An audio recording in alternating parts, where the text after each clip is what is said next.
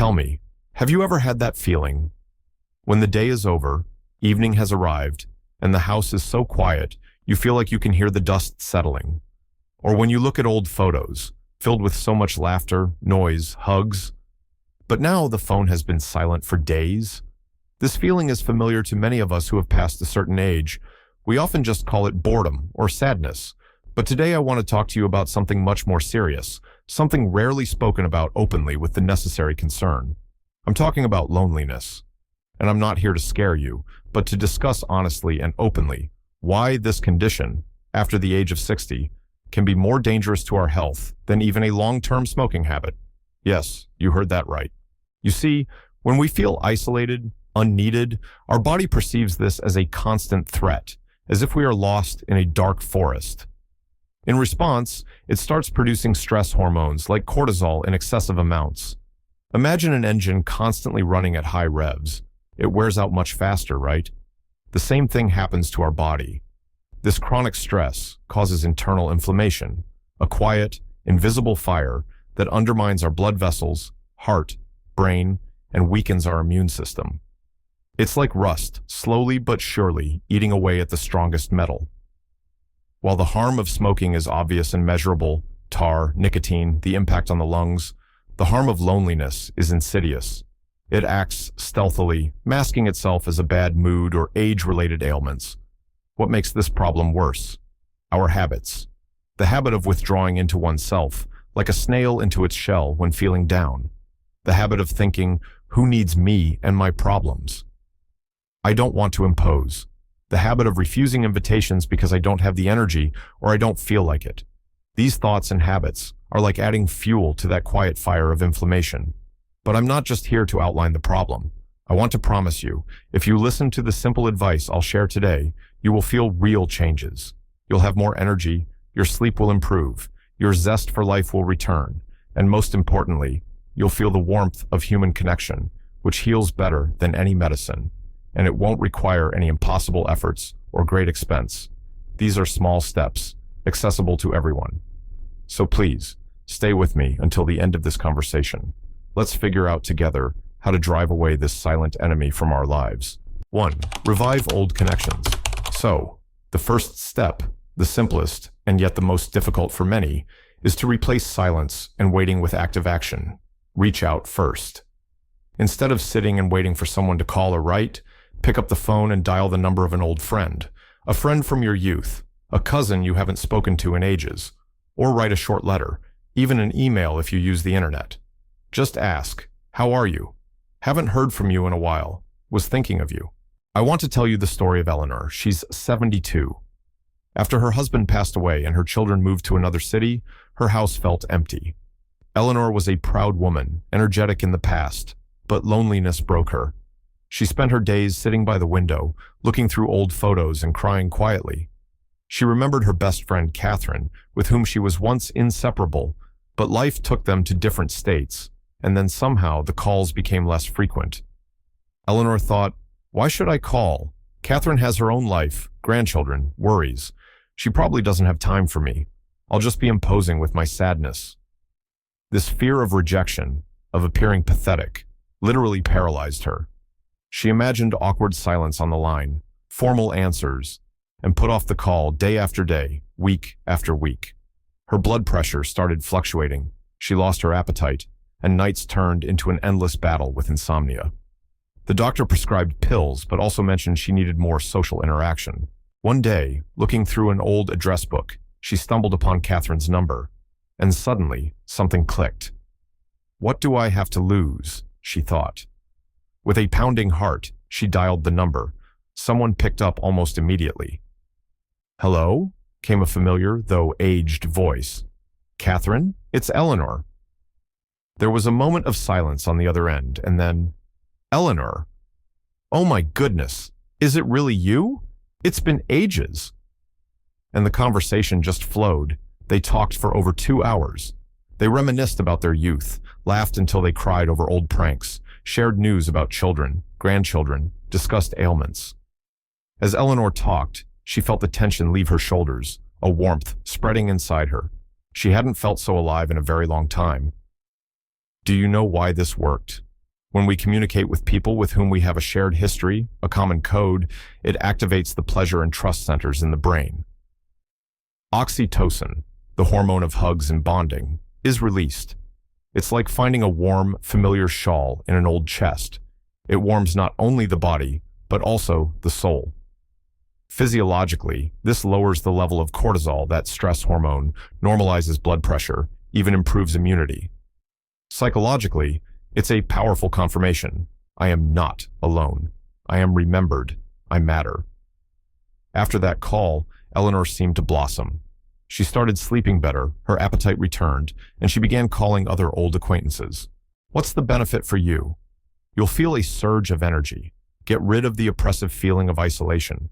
Rediscover the joy of communication, and possibly regain an old friend.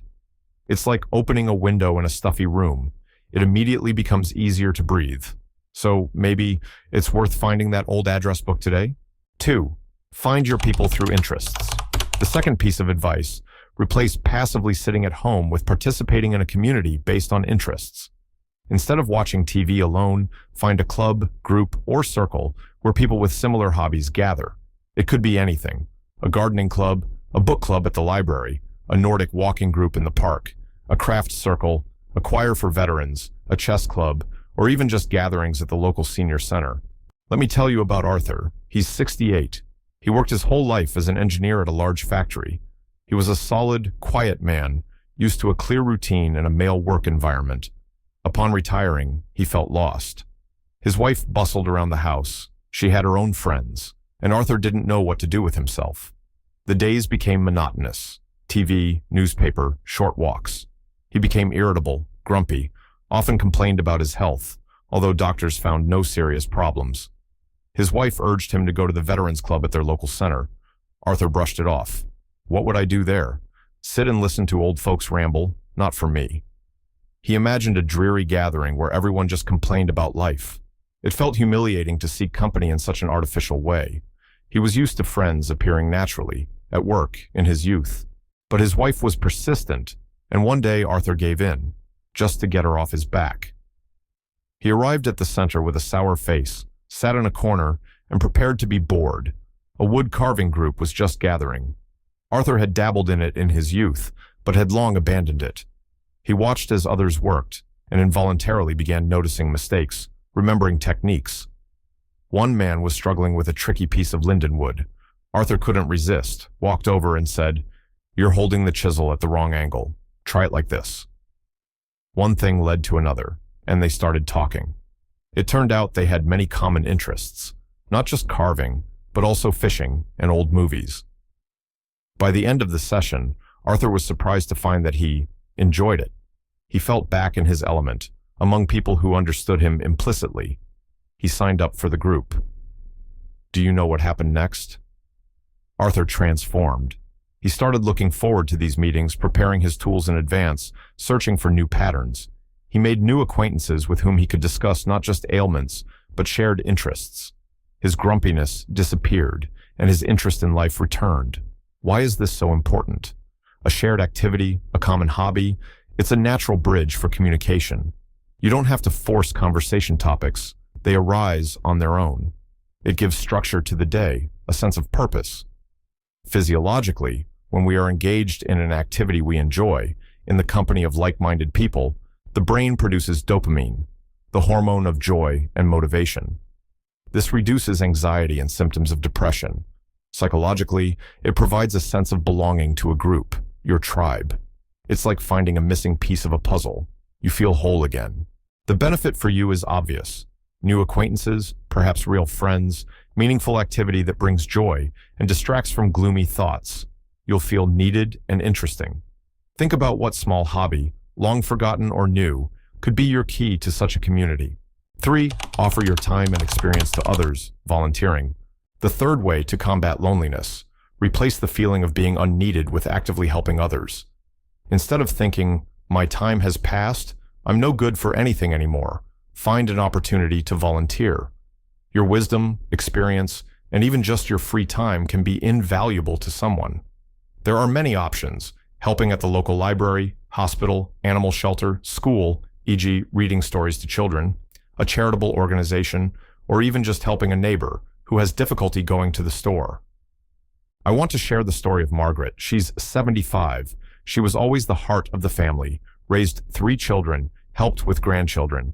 But the children grew up, the grandchildren started their own busy lives, and Margaret found herself more often alone in her cozy but quiet apartment. She felt her role as chief mom and grandma was over, and she couldn't see another role for herself. She loved to cook, but for whom now? Baking pies just for herself was sad.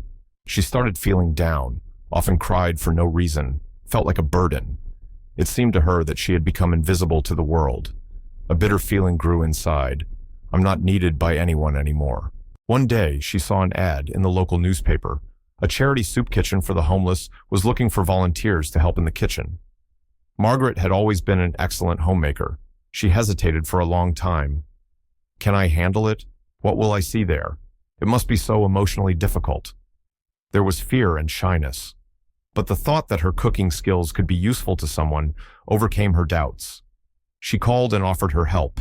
The first day was tough. Noise, bustle, many unfamiliar faces, the difficult stories of people who came for a bowl of soup. Margaret felt a bit overwhelmed, but then she stood at the serving line, and when the first person took a plate from her and said a quiet but sincere, "Thank you, dear," something shifted inside Margaret. She saw not just homeless people, but individuals who needed not only food, but also a drop of human warmth. She started going there twice a week. She chopped vegetables, helped set tables, simply talked to people. And you know what happened? The feeling of being unneeded vanished without a trace. She felt useful again, important. She had a purpose that made her want to get up in the morning. Her melancholy passed. She became more active, even seemed younger. Why is volunteering so effective? When we help others, we shift our focus from our own problems to the needs of those around us. This is incredibly therapeutic. The brain's reward centers are activated, releasing endorphins, the so-called helper's high.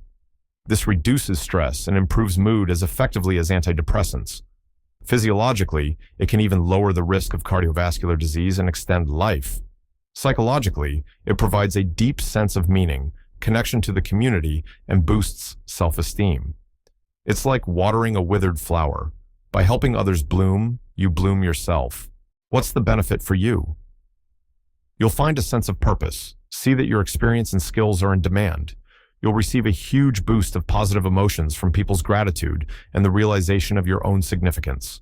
You'll expand your social circle and possibly find new friends. Think about where your unique life experience could be beneficial. Your wisdom is a treasure. Don't hide it. 4. It's never too late to learn. The fourth piece of advice sounds like this. Replace mental passivity and routine with curiosity and learning something new. Instead of thinking, it's too late for me to start anything at my age, sign up for some courses or start learning something on your own. It could be a foreign language, art history, computer literacy, drawing, playing a musical instrument, or even the history of your hometown. There are many opportunities now. Courses at libraries, universities for the third age, online platforms. Let me tell you about David. He's 70. He's a former history teacher, a very knowledgeable man. But after retiring, his world seemed to shrink to the size of his apartment and the nearest park.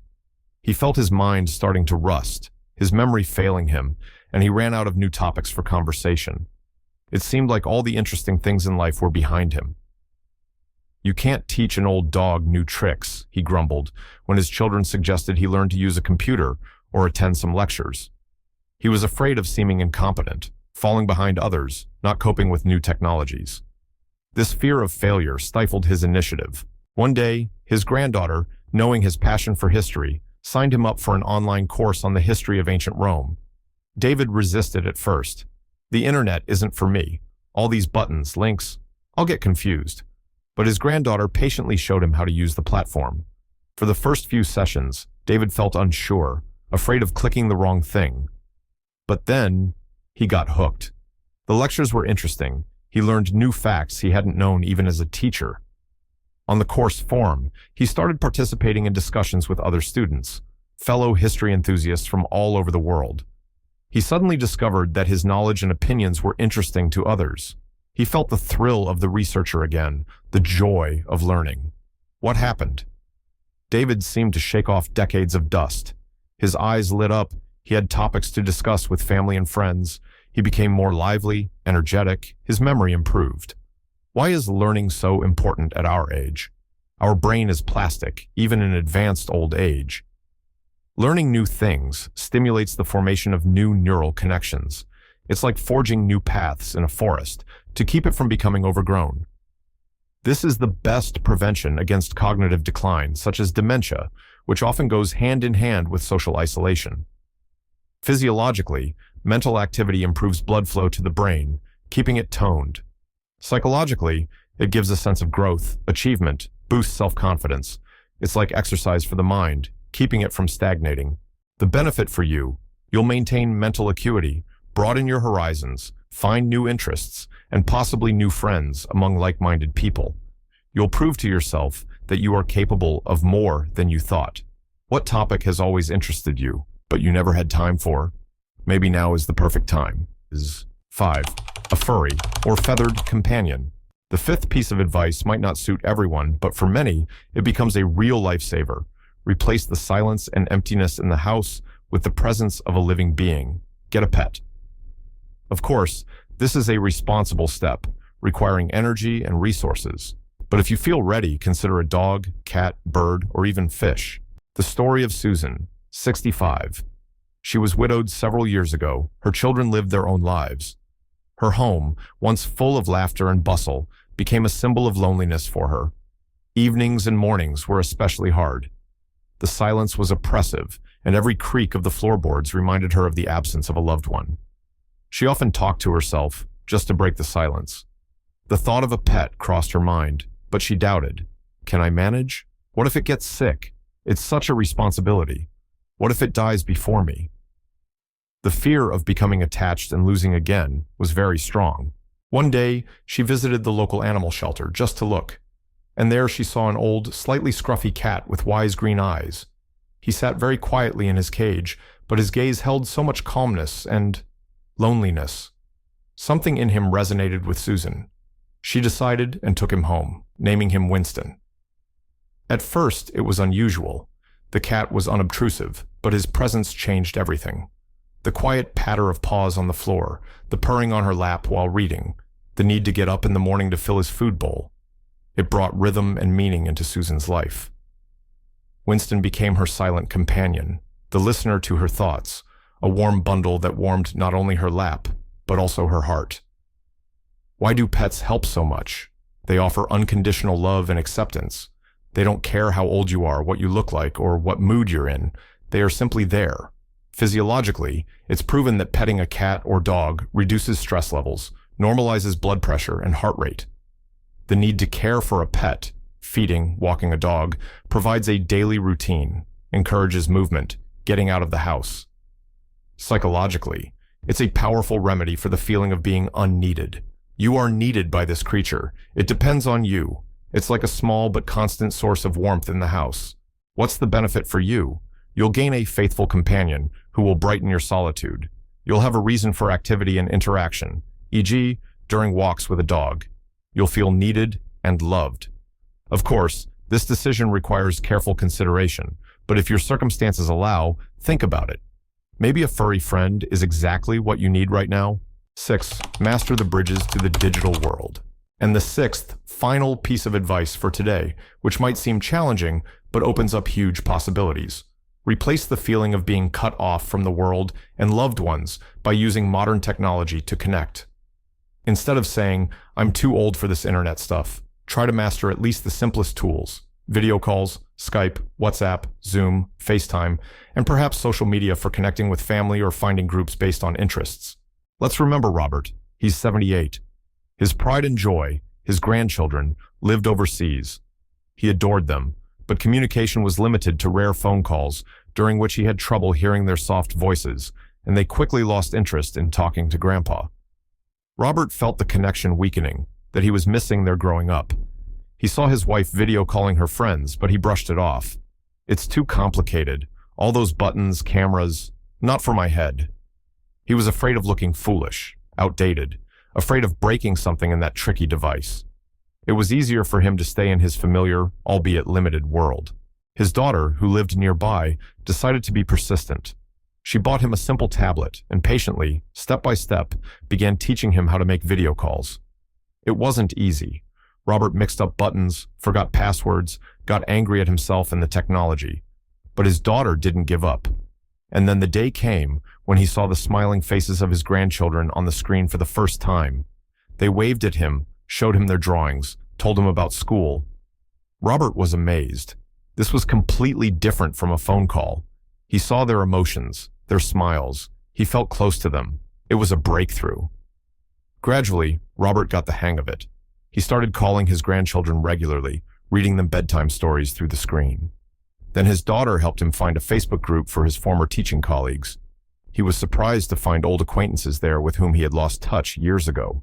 He felt part of the wider world again. Why can technology be useful? It erases geographical boundaries. Video calls allow for a much closer emotional connection with loved ones who live far away. You see facial expressions, gestures. That's 90% of communication.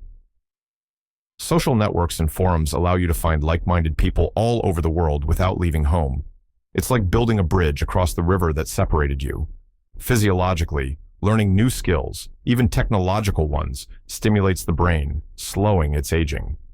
Psychologically, it gives a sense of connection to the world, to family, reduces feelings of isolation, and boosts self-esteem. I did it. I'm keeping up with the times. What's the benefit for you? You'll be able to communicate more often and more fully with children, grandchildren, friends, wherever they may be. You'll gain access to a vast amount of information and communities based on interests. You'll feel more modern and involved in life. Don't be afraid of technology. Ask for help from children, grandchildren, neighbors, or look for special courses for seniors. A small step into this world can open up new horizons for you. These are the simple but effective steps we've discussed today. Remember, we started by saying that loneliness is a silent but dangerous enemy to our health, sometimes more insidious than smoking. But the most important thing is, this enemy is not all-powerful. You, my dears, have wisdom. You have life experience, and you have every right to a happy life filled with connection and warmth at any age. You deserve to feel needed, loved, connected to other people. Don't let fears, doubts, or old habits lock you within the four walls of your silence. Please, don't think that time has passed you by or that you are a burden to anyone. That's not true. The world needs your smile, your experience, your warmth. Start small. One call, one step towards others, one new interest. You will see how life responds, how it fills with color again. Believe in yourself, in your strengths. You can change your life for the better. You are capable of driving away loneliness and reclaiming joy and health. Take that first step today. You can do it.